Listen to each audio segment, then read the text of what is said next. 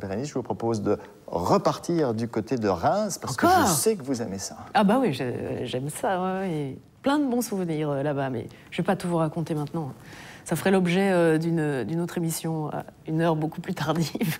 Eh bien, pour l'heure, en tout cas, on va à Reims pour le chapitre consacré à ces belles voitures de sport que nous avons essayées là-bas. Et ce volet-ci est consacré à la Lotus Evora S.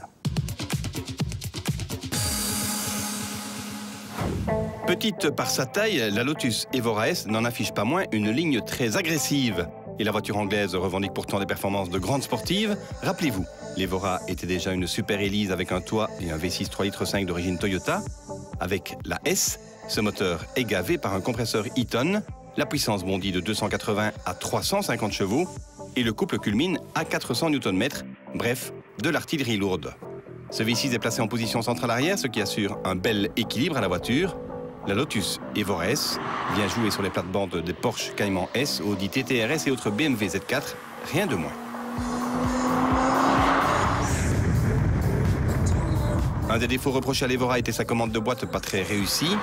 L'Evora S peut être munie d'une boîte IPS à commande séquentielle par palette, un must car le plaisir au volant est alors décuplé.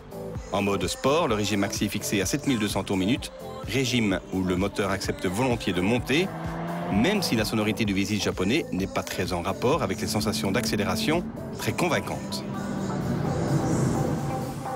La Lotus Evora S est taillée pour dévorer des petites routes sinueuses comme celle de la région de Reims. À plus de 1400 kg, l'Evora S n'est plus à proprement parler un poids plume. Et pourtant, la précision de son train avant est un régal avec un maximum d'informations transmises dans les mains du conducteur. Précise, agile, l'Evora S ne réserve pas de mauvaises surprises avec un train arrière qui colle bien à la route. Il faut mettre beaucoup de bonne volonté pour provoquer d'éventuelles dérobades du train arrière.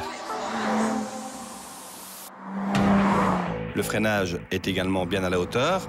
Les suspensions sont typées sport avec des amortisseurs Bechstein bien réglés. Les bons sièges achèvent de mettre le conducteur en confiance. On peut donc même envisager sans crainte des déplacements plus longs sur des grands axes, ce qui n'était pas le cas avec une hélice. La Lotus Evora S est une stricte 2 places, même si une option 2+2 propose 2 petits sièges arrière, on doit vous le dire simplement décoratif.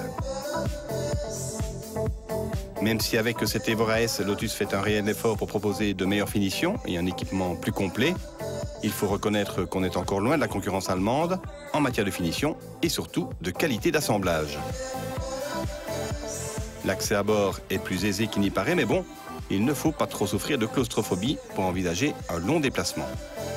Ne parlons pas trop d'espace de rangement ou de petites attentions pour améliorer le confort du conducteur et de son passager, ce n'est pas trop le style de la maison. À 75 000 €, la Lotus Evora S n'est pas donnée, c'est plus cher qu'une Porsche Cayman R, mais c'est aussi le prix d'une certaine exclusivité très british.